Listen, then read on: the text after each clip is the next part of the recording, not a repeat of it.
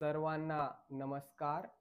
आज आपण परिवृत्त उत्कटासन करणार आहोत.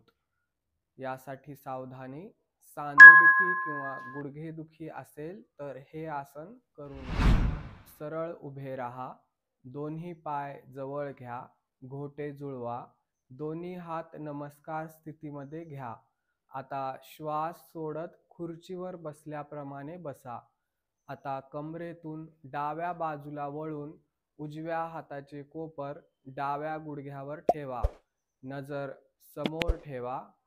या स्थितीमध्ये 15 ते 20 सेकंद थांबण्याचा प्रयत्न करा. सामान्य श्वसन चालू. 15 ते 20 सेकंद झाल्यानंतर श्वास आत घेत पूर्व स्थितीमध्ये परत या. यानंतर आता आपण यालाच दुसऱ्या बाजूने करणार आहोत. हात नमस्कार स्थितीमध्ये घ्या. आता श्वास सोडत खुर्चीवर बसल्याप्रमाणे बसा.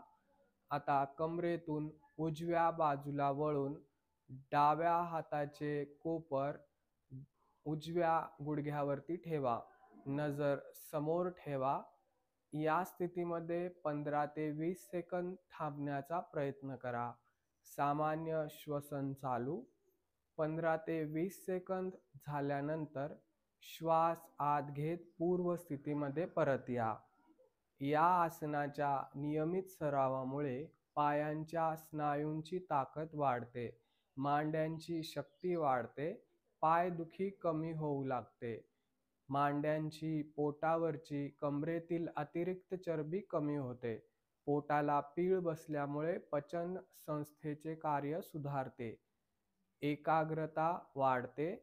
गॅसेस, बद्धकोष्ठता, आम्लपित्त, अपचन हे त्रास कमी होतात. मधुमेह, पाठदुखी, कंबरदुखीसाठी उपयुक्त आहे.